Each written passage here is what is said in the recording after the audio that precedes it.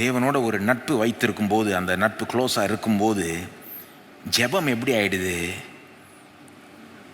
தேவன் உங்களுக்கு பல காரியங்களை வெளிப்படுத்துகிறாரு, அதுக்கு நீங்கள் ரெஸ்பாண்ட் பண்ணுறது தான் ஜெபம். அதுக்கு நீங்கள் பிரதியுத்தரம் அளிக்கிறது, அதுக்கு நீங்கள் ரியாக்ஷன் கொடுக்கறது தான் ஜெபம். நீங்கள் தேவனோட நட்பு வச்சுருக்கும் போது ஜெபம் எப்படி ஆகிடுது?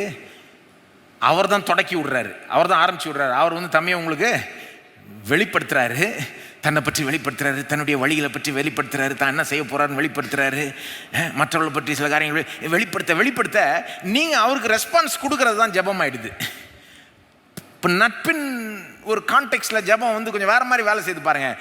நட்பு இல்லைன்னா ஜெபம் எப்படி ஆகிடும்னா, நாம் என்ன நம்ம மனசில் என்ன இருக்குதோ, நமக்கு என்ன முக்கியமோ, நமக்கு என்ன தேவையோ, இதை மட்டும் மனசை வச்சுக்கிட்டு நம்ம ஜெபத்தில் போகிறோம். ஆண்டவரே எனக்கு இது வேணும், எது தேவை ஆண்டவரே அப்படின்னு நம்ம போகிறோம். ஆனால் இந்த நட்பு இருக்கும்போது அவர் முன் வந்து சில காரியங்கள் நம்மகிட்ட சொல்கிறாரு, நம்ம அதுக்கு ரியாக்ட் பண்ணுறோம். அது ஜெபம். இப்போ இதெல்லாம் ஏன் நான் சொன்னேன், இதை நமக்கே அப்ளை பண்ணிக்கணும். ஆபிரகாமை போல ஜெபிச்சான். அந்த விதத்தில் ஒரு நட்பின் அந்த ஒரு சூழலில் ஜெபிச்சா எப்படி நல்லாயிருக்கும், சூப்பராக இருக்கும்ல. கடவுளோட க்ளோஸாக இருந்து அவர் நமக்கு அப்படியே வர வர வெளிப்படுத்திக்கிட்டே வராரு, அதுக்கு நம்ம ரெஸ்பாண்ட் பண்ணிகிட்டே வரோம். எக்ஸைட்டிங்காக இருக்கும் ஜெபம். அடுத்தது என்ன சொல்ல போகிறாரோ தேவன் தெரியாது, சொல்லுவார், அதுக்கு நம்ம ரெஸ்பாண்ட் பண்ணுறது தான் ஜெபம். எவ்வளோ வல்லமையானதாக இருக்கும் நம்ம கேட்கறதுக்கு.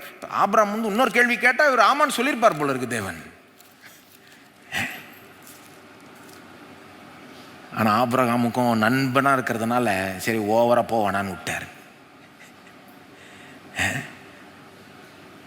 தேவனுடைய சித்தத்தை அவர் அறிந்திருந்தார், தேவனுடைய மனதை அவர் அறிந்திருந்தார், தேவனுடைய இருதயத்தை அவர் அறிந்திருந்தார், தேவனுடைய நோக்கங்களை அவர் அப்போ இப்படி அறிஞ்சு நம்ம ஜெபிப்போமானால் நம்முடைய ஜெபத்தினுடைய வல்லமை, அதுக்கு கிடைக்கிற பதில் எவ்விதமாக இருக்கும் நினச்சி பாருங்கள். நான் இப்படி ஜெபிக்க விரும்புகிறேன், நீங்களும் இப்படி ஜெபிக்க விரும்புகிறீங்கன்னு நம்புகிறேன்.